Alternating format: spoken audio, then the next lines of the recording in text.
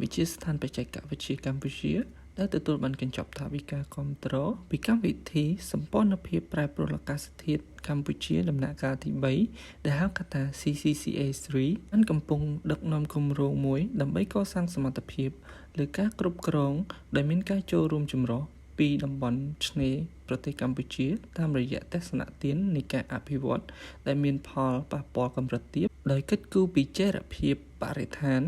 និងការប្រែប្រួលអាកាសធាតុឬហៅកាត់ថា CLIP សូមជម្រាបសួរខ្ញុំបាទឈ្មោះកឹមលីងថុងបច្ចុប្បន្នជាអ្នកសម្របសម្រួលនៅក្នុងគម្រោងសូមជម្រាបសួរខ្ញុំបាទឈ្មោះប៉ែនស៊ីថារិតបាទសួស្តីបាទខ្ញុំឈ្មោះដួងរដ្ឋាបាទខ្ញុំបាទជាប្រធានក្រុម3ជំរាបសួរខ្ញុំឈ្មោះកឹមឈិនក្រៅពីសមាជិកអ្នកស្រាវជ្រាវពីវិទ្យាស្ថានបច្ចេកវិទ្យាកម្ពុជាយើងក៏មានដៃគូសហការទាំងក្នុងនិងក្រៅប្រទេសដូចជាសាកលវិទ្យាល័យភូមិន្ទកសិកម្មសាកលវិទ្យាល័យ Kyoto នៅប្រទេសជប៉ុនក៏ដូចជាវិទ្យាស្ថានស្រាវជ្រាវដើម្បីការអភិវឌ្ឍនៃសាធារណរដ្ឋបារាំងហៅកាត់ថា IOD ដែលត្រូវបានបែងចែកជាក្រុមការងារតូចៗដើម្បីសម្រួលដល់ដំណើរការនៃគម្រោងដែលក្រុមការងារទី1របស់យើងគឺផ្ដោតសំខាន់ទៅលើការសិក្សាផលប៉ះពាល់ទឹកជំនន់ដែលបណ្ដាលមកពីជំនន់ទឹកភ្លៀងនៅក្នុងទីក្រុងនៅតំបន់ឆ្នេររបស់ប្រទេសកម្ពុជារបស់យើងដែលរួមមានក្រុងព្រះសីហនុក្រុងកែបក្រុងកំពតនិងក្រុងខេមរភូមិន្ទនៃខេត្តកោះកុងលើពីនោះទៅទៀតគឺយើងបានប្រើប្រាស់សេណារីយ៉ូមួយដែលមានឈ្មោះថា Low Impact Development ដែលក្នុងនោះយើងនឹងសិក្សាថាតើមេតូតនេះអាចនឹងជួយកាត់បន្ថយគ្រោះទឹកជំនន់នៅក្នុងទីក្រុងរបស់យើងក្នុងកម្រិតប៉ុណ្ណា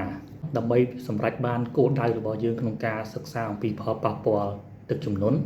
គឺយើងបានប្រើប្រាស់នៅ model មួយដែលមានឈ្មោះថា PCSWMM ឬក៏យើងហៅកាត់ថា PC Swim ដែលនេះគឺជាឧទាហរណ៍នៃផែនទីទឹកជំនន់ដែលយើងបានសិក្សាដោយប្រើកម្មវិធី PC Swim នៅក្នុងខេត្តកំពតនៅក្នុងនោះដែរគឺយើងត្រូវការទិន្នន័យមួយចំនួនដូចជាទិន្នន័យទឹកភ្លៀងនៅក្នុងតំបន់ទិន្នន័យរយៈកម្ពស់ដីនិងទិន្នន័យប្រព័ន្ធដោះទឹកនៅក្នុងទីក្រុងរបស់យើងបន្ទាប់ពីយើងបានទទួលលទ្ធផលទឹកជំនន់នៅលក្ខខណ្ឌបច្ចុប្បន្នរបស់យើងហើយយើងនឹងបន្តសិក្សាទៅលើសេណារីយ៉ូ LID មួយចំនួននៅក្នុងគម្រោង CLIP បាទគឺខ្ញុំរៀប Working Package 2ដែលសិក្សាទៅលើ Sea Level Rise Analysis and Impact in Coastal Area បាទតើតង់ទៅនឹងការងារនៅក្នុង package នេះគឺគោលបំណងរបស់យើងគឺយើងចង់បង្កើត map មួយដែលនិយាយអំពីទីតាំងដែលមានទំនោរក្នុងការលិចដោយសារតែការកើនឡើងនៃកម្ពស់ទឹកសមុទ្របាទតើតង់ទៅនឹងការ estimate water sea level rise នៅថ្ងៃអនាគតយើងក៏បានប្រើទិន្នន័យមកពីភពផលមួយទៀតដែលគេហៅថា CMIP6 អញ្ចឹងតែតទៅនឹងភពផលនេះគឺយើងអាចដឹងអំពីទំនោរនៃ sea level ដែលនឹងកើនឡើងនៅថ្ងៃអនាគតហើយយើងធ្វើការ screen បាទទៅរកទីតាំងដែលវាសមស្របឬក៏លក្ខខណ្ឌដូចគ្នាជាមួយនឹងប្រទេសកម្ពុជាយើងដោយឡែកយើងក៏ត្រូវដឹងផងដែរតើតជាមួយនឹងThai effect ព្រោះការលិចនៅតាមតំបន់ឆ្នេរគឺការឡើងមកពីពុទ្ធសាសនានៃ Sea Level Rise យើងត្រូវតែបូកបញ្ចូលគ្នាជាមួយនឹងកម្ពស់ Thai អញ្ចឹងដើម្បីដឹងពីកម្ពស់ Thai យើងបានដំឡើងឧបករណ៍វាស់កម្ពស់ទឹកអូតូម៉ាទិកបាទនៅតាមឆ្នេរនៅខេត្តកែបនិងខេត្តកំពតអញ្ចឹងពី water level sensor automatic គឺយើងអាចដឹងអំពីកម្ពស់ទឹក maximum ដឹងអំពី time maximum ដែលយើងនឹងយកទៅបូកជាមួយនឹង Sea Level Rise ហើយយើងយកទៅធ្វើ model ដែល compare ជាមួយនឹង DEM នៅតំបន់សិក្សារបស់យើងអញ្ចឹងយើងអាចបាននឹងបង្កើតinundation map នៃតំបន់ coastal របស់យើងទទួលខុសត្រូវទៅលើផ្នែក2សំខាន់ដែលទី1ក្រុមការងារស្រាវជ្រាវទទួលនៅការស្រាវជ្រាវប្រមូលទិន្នន័យជា baseline survey ជាការស្រាវជ្រាវនេះសម្រាប់ផ្ដល់និងប្រមូលព័ត៌មានទូទៅទៅដល់អ្នកស្រាវជ្រាវដើម្បីឲ្យយល់ដឹងអំពីគំនិតទស្សនៈទានក៏ដូចជាការយល់ដឹងរបស់ភាគីពាក់ព័ន្ធនានាទៅលើ ការអភិវឌ្ឍដែលមានផលប៉ះពាល់ទៀតនេះបន្ទាប់អំពីសកម្មភាពនៃការធ្វើ baseline survey គឺក្រុមការងារនឹងទទួលខុសត្រូវលើការជ្រាវ inline survey ដែលជាការងារសម្រាប់ធ្វើការងារផ្ទៀងផ្ទាត់នៅលទ្ធផលដែលបានបង្ហាញអំពីអ្វីដែលខ្ញុំបាននិយាយមុននេះប្រៀបធៀបទៅនឹងអ្វីដែលនឹងរកឃើញនៅក្នុងពេលដែលធ្វើ baseline survey ក្នុងពេលអនាគតនោះអញ្ចឹងចំពោះការងារស្រាវជ្រាវដែលយើងបានធ្វើកន្លងមកទៅលើ baseline survey ហ្នឹងនៅក្នុងឆ្នាំ2021-22នេះគឺក្រុមការងារបានសម្ភាសនៅភាគីពាក់ព័ន្ធនានាជាច្រើនដែលមានទាំងថ្នាក់ជាតិថ្នាក់ក្រោមជាតិនិងដៃគូអភិវឌ្ឍនានាជាច្រើនផងដែរ